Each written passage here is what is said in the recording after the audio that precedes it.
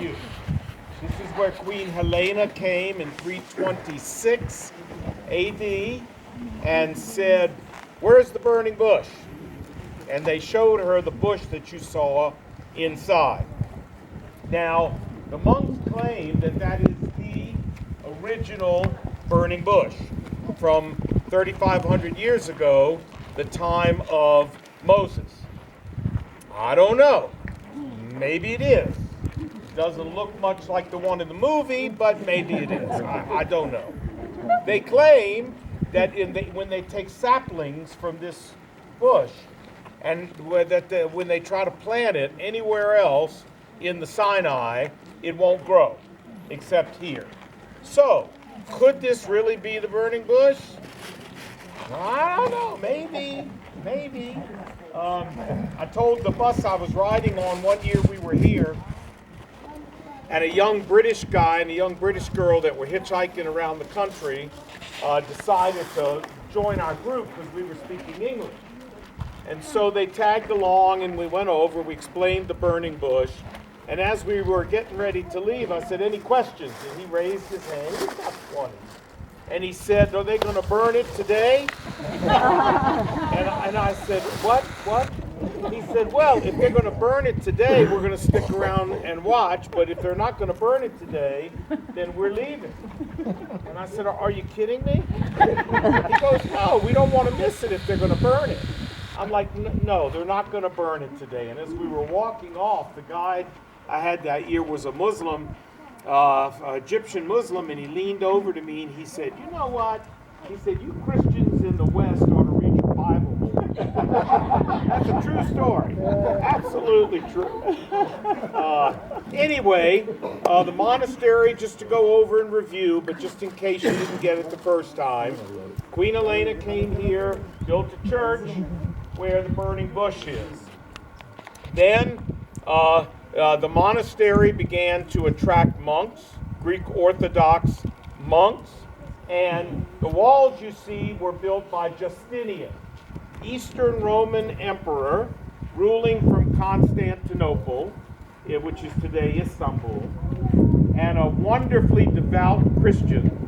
He and his wife Theodora were wonderfully devout Christians, and they fortified the monastery to protect it. Before that, it was, just a church, right? That was out in the middle of nowhere and was was very vulnerable.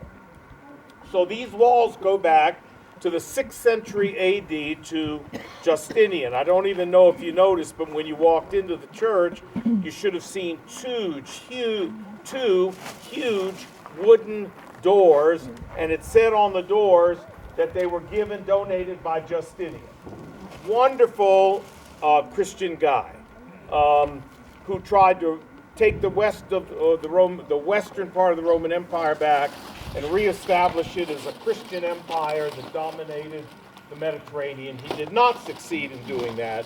He built Hagia Sophia in Istanbul. That wonderful church was built by him, but sadly his relatives did not share his Christian commitment, and so it was kind of a blip on the graph, and that was it. But the walls are from his time. Now, originally, you got in and out by that little bucket house up there. They would lower a rope down, put you in a big bucket, and pull you up. This door was obviously not here for safety's sake. So, that's how you'd get up and down. A little bit like Paul being led over the walls in a basket. Some of us, especially me, would have taken more monks than others of us. So, when someone like me comes here, you just pray there's enough monks inside to get it done.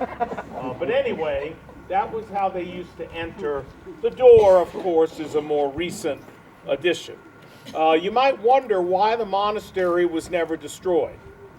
The answer is that when the Muslim conquerors came through in the 7th century AD, if you know anything about history, they destroyed every church that they got their hands on. But they didn't destroy this monastery because Moses is a prophet in Islam. He's not the greatest prophet, Muhammad is, but he's a prophet. So therefore, since this is where Moses had been, they didn't destroy this place. In fact, there's a document signed by Muhammad the prophet himself, proclaiming himself as the protector of this monastery. Now, he could not write, but he put his hand in ink and put his handprint on the document. It's an original document by Muhammad the prophet himself. They have a replica here because the Ottoman Turks took the original and took it to Istanbul, where it's in the museum there in Istanbul, along with the Siloam inscription. But that's why, for centuries, the Muslims never messed with this place. Then, in 1799, Napoleon came to Egypt, and the French conquered Egypt, and Napoleon declared himself to be the protector of the monastery. And there is an original document here, the original, signed by Napoleon Bonaparte, with a big red wax seal on it, saying that he was the protector of the monastery and it was not to be touched. So as a result of that, this monastery's never been destroyed. The buildings on the inside, like the church, are the originals going back to the 4th century, 327 AD. And this library that's here holds the second greatest corpus of ancient Christian texts anywhere in the world.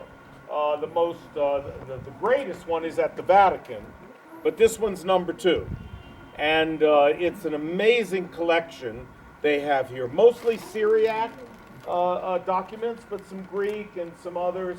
And one of the 2 oldest copies of the Old and New Testament, the whole Bible, was found here, dating from 325, give or take, AD.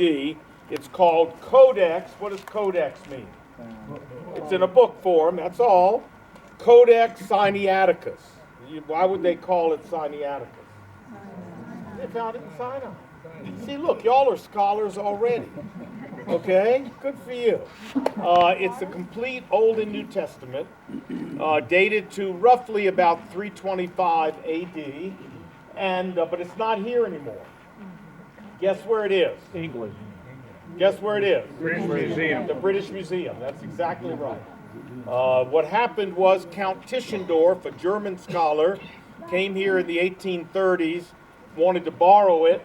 He wrote a letter, which is here. They have it, saying, I want to borrow this, and anytime you need it back, just let me know.